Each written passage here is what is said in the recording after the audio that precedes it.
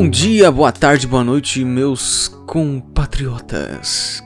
Eu não sei porque eu usei essa palavra, já que eu não concordo com essa palavra, mas eu estou usando e é isso aí. O canal é meu e eu uso a palavra que eu quiser. Bom, basicamente o tema de hoje você viu aí no título e nesta thumbnail tanto chamativa que eu planejei. Bom, basicamente essa gravação foi a segunda versão, já que a primeira versão ficou uma bosta, eu fui rever ela, mesmo ela já estando pronta e eu estando tanto quanto apertado nos horários, mesmo assim eu vou regravar porque ficou um lixo. Então, basicamente o tema, sendo desse título um tanto quanto exagerado de que Platão dominou a sua mente, que destruiu, o que eu quero dizer é porque neste tema, na verdade, seria porque nesses dias eu tô na faculdade, né? Eu acabei de começar. Acabei, entre aspas, eu tô nos primeiros semestres ainda.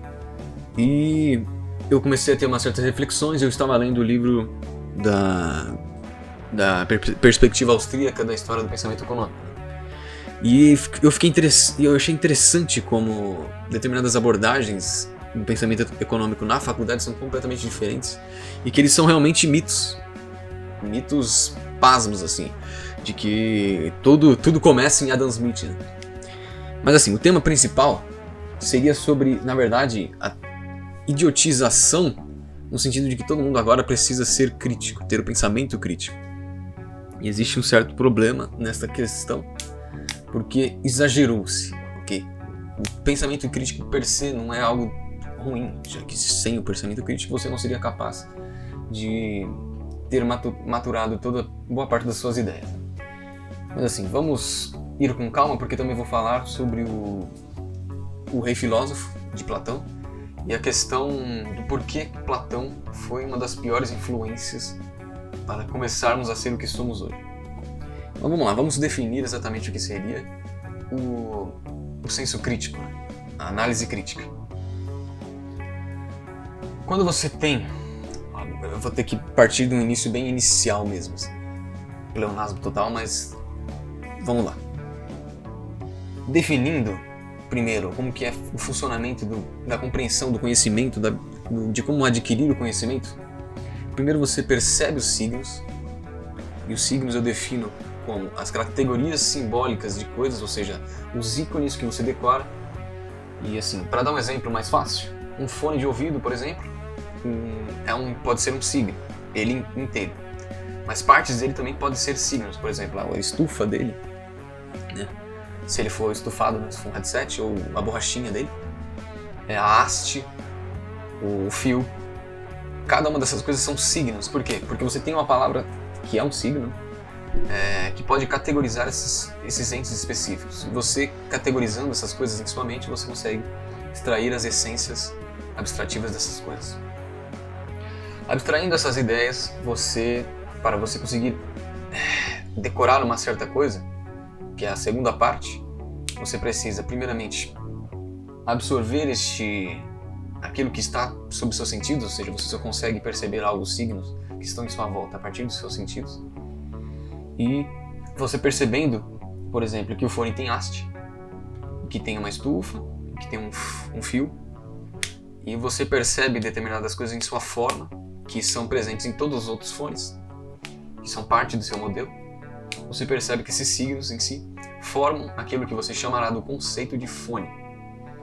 E esse conceito de fone é o conglomerado de todas as noeses que você faz, que são o que seria a noema do objeto. Entrando aqui na fenomenologia. Basicamente, aquilo que você percebe a partir do fenômeno, você compreende o que é o objeto. Por quê? Porque a emissão do objeto, ou seja, você possui as suas limitações, já que um fone, por exemplo, só consigo ver um lado do fone, eu não consigo ver os dois lados ao mesmo tempo. Mas você consegue virtualmente saber que ele tem outro lado. E ele tem outro lado e você é capaz de vê-lo. E a própria propriedade de você não ver o outro lado do fone é porque ele é tridimensional, ou seja, ele está no espaço. Ele está para fora, na profundidade, além daquilo que você vê. Mesmo as formas planas, um papel, não dá para você ver os dois lados do papel ao mesmo tempo. Só vê um dos lados. Compreende? A não ser que você dobre, mas você não está vendo o outro lado da dobra. Ou seja, a característica de você ter esse limite também é parte do objeto, então quando você vê o objeto, você está realmente vendo o objeto e não um fenômeno. Dizendo assim, você abstraindo esse conceito, já que você compreendeu a partir de uma definição, porque uma definição, basicamente, é você estruturar uma restrição de um objeto ser algo específico e não outro algo, que é o princípio da identidade, ou seja, um fone necessariamente não é uma pantufa, mesmo que ele tenha o estufado da parte do fone que seja semelhante à pantufa, esta característica não está em sua essência no sentido total, já que o todo é todas as partes. Não é possível que o todo seja a soma das partes, ele é todas as partes. Na medida que se você pegar uma parte, é um novo todo. Então, basicamente, não existem partes separadamente. Só existe a parte como um novo todo.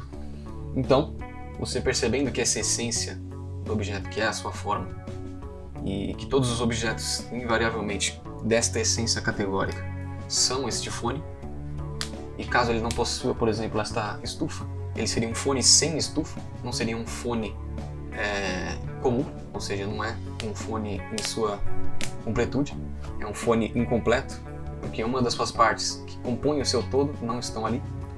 Ou seja, você percebe o objeto e você percebe que este objeto não é outro objeto.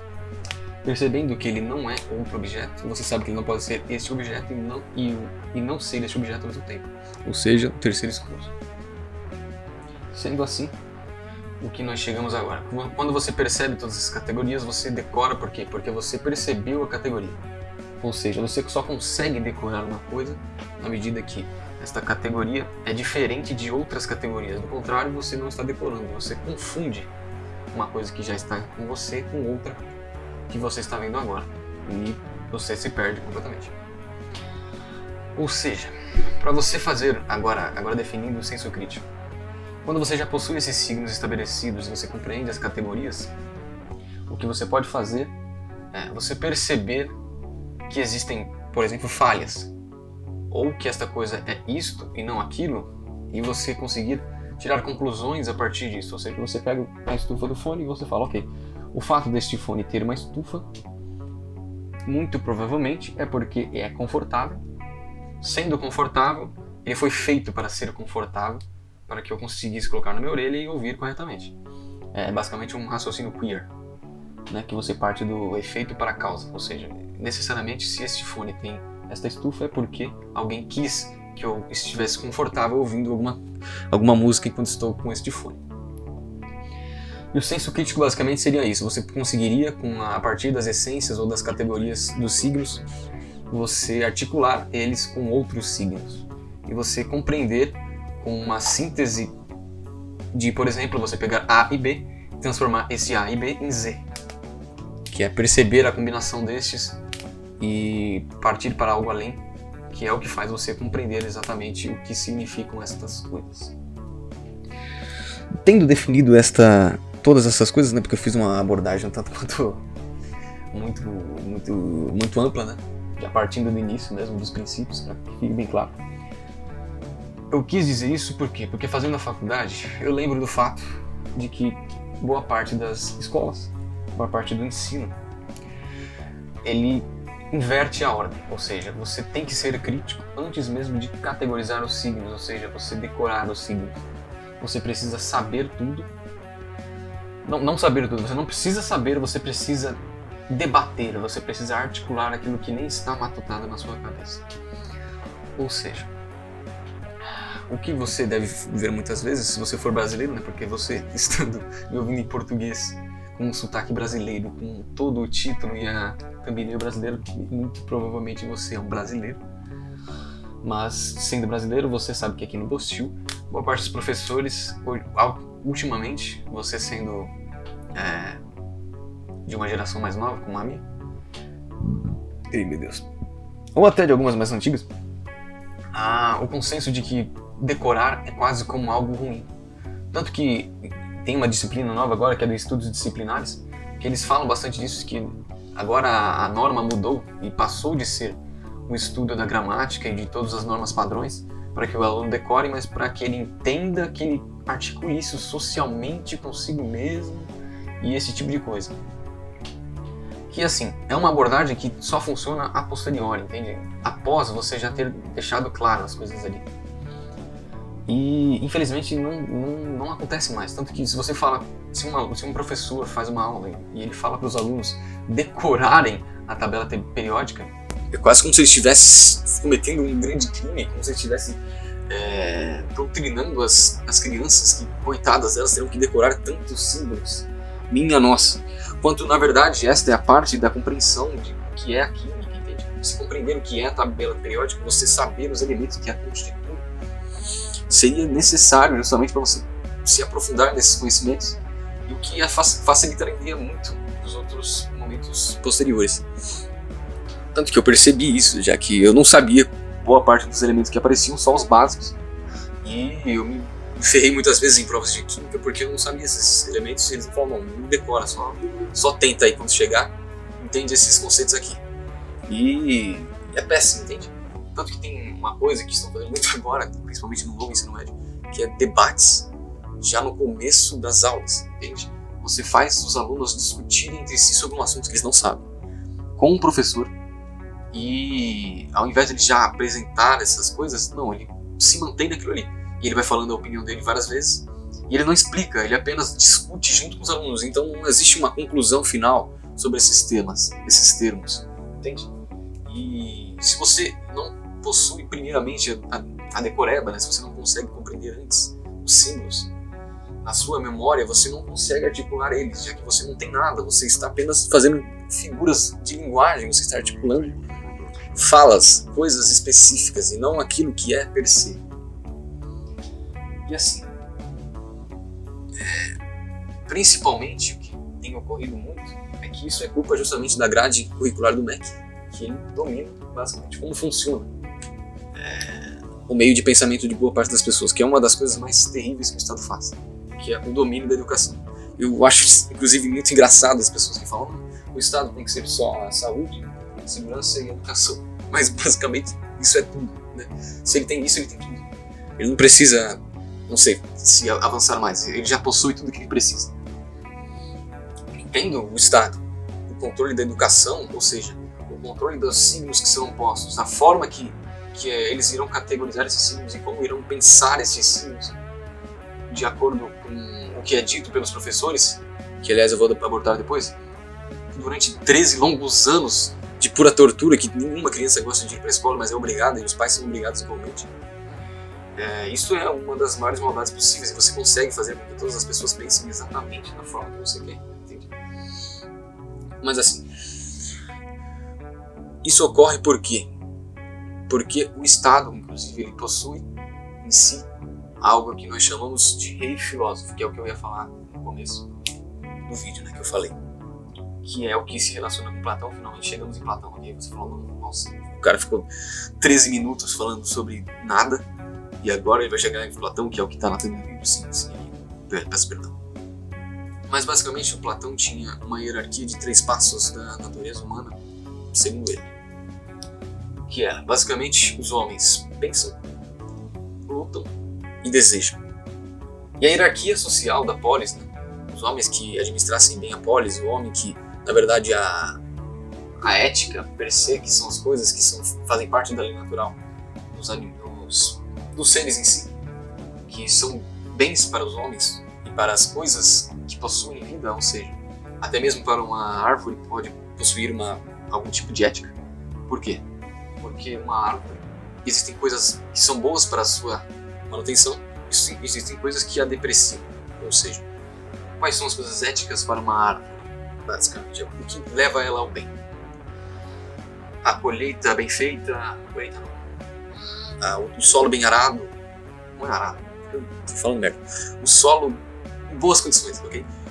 Um bom clima, animais que não ficam predando, a fotossíntese bem feita, a sua saúde, raízes bem sólidas, com um solo bem irrigado.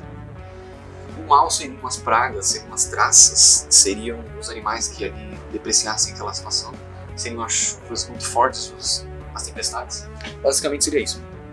E para o homem a mesma coisa, já que o homem sendo uma coisa, já que todas as coisas que são são uma coisa e não outra coisa, e essas coisas sendo uma coisa e não outra coisa, significa que elas possuem atributos que não existem nas outras coisas. Significa que esses atributos que mantêm a sua qualidade das potências da sua vida em manutenção, de acordo com o tempo, existem. Estas são as éticas para essa qualidade deste bem. Ou seja, o homem, dentro da sua natureza, ele possui certas coisas que são éticas. Basicamente, Platão dizia que existiam os homens que pensariam, que seriam os ex-filósofos, seriam os seres que ficariam na polis, sob a regência dos guardiões, que ele chamava de guardiões, que iriam fazer a segurança para eles, iriam lutar por eles, tanto contra aqueles que estão fora da polis, tanto quanto aqueles que sustentam através do seu trabalho esses ex-filósofos. E esses ex-filósofos que viveriam em uma espécie de sociedade comunal que não deveria ter propriedade privada, e sim uma propriedade comunal entre os agentes. E estes agentes, estando na polis, todos tendo tudo compartilhado e sendo os pensadores da sociedade, eles seriam aqueles que aqueles que diriam aqueles indivíduos que estariam desejando, ou seja, os desejadores seriam aqueles que consomem, aqueles que produzem, e estes indivíduos específicos seriam aqueles dominados por seus pensamentos, já que os reis filósofos são aqueles que são mais capazes intelectualmente e, portanto, devem ser os dominadores da polis. Irão ditar as regras daqueles que estarão sob o desejo e dirão quais qualidades do pensamento são válidas e quais não são, e como se deve pensar, e como se deve se administrar as coisas, como se deve agir. E basicamente o Estado faz isso há muito tempo. Por quê? Porque justamente o próprio conceito de certificado, o próprio conceito de faculdades é bem isso, né? Já que você, por exemplo, para você ser um economista, se você diz, não, eu estudei todas as grades existentes e mais coisas, e mais livros por conta própria, sem ir numa faculdade, então eu me digo um economista. As pessoas digam você no sentido de que, ok, você deve ser inteligente, você deve saber coisas, mas você não é um economista. Por quê? Porque você não possui o certificado dos reis filósofos que disseram a mim que a autoridade daqueles que possuem o conhecimento é destes aqui que tem conhecimento dado por eles e certificado por eles. Compreende? E esta é uma das piores coisas inventadas por Estado e uma das piores coisas inventadas por Platão, que basicamente destruiu, assim, a dicotomia entre Platão e Aristóteles é básica, né? A filosofia no geral é quase dividida entre Platão e Aristóteles. E Aristóteles sendo muitas vezes melhor, né? As próprias definições, a própria referência que eu comecei desde o começo do vídeo é aristotélica.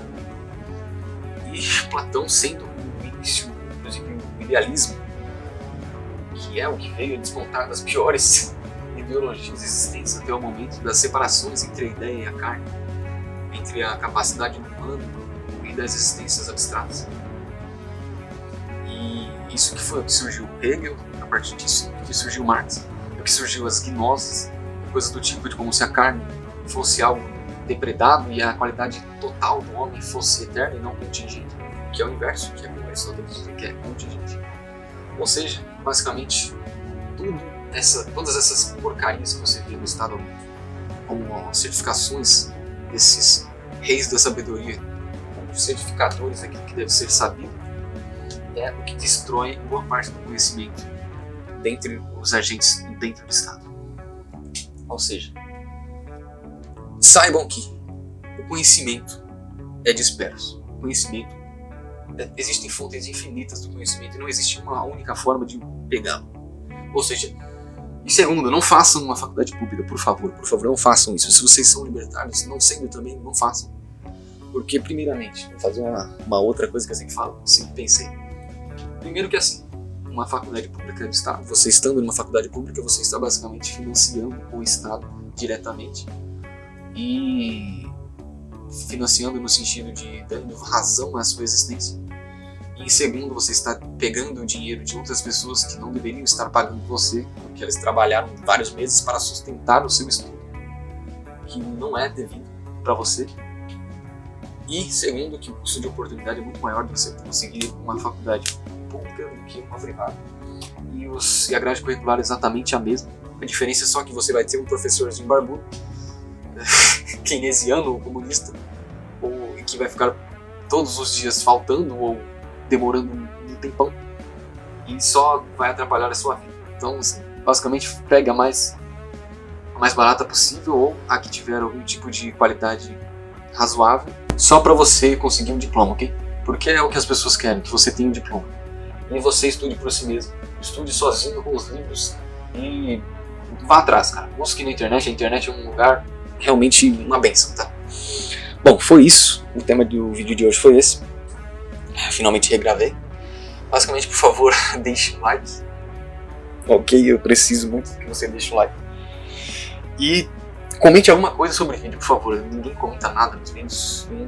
E isso é muito importante, ajuda no engajamento. Então, se você chegou até aqui, comente a palavra PC. Então é basicamente isso. Deixa o like, por favor. Se inscreva para você conseguir os novos vídeos, senão você não vai ser notificado. E é isso. Muito obrigado por estar até aqui. Falou!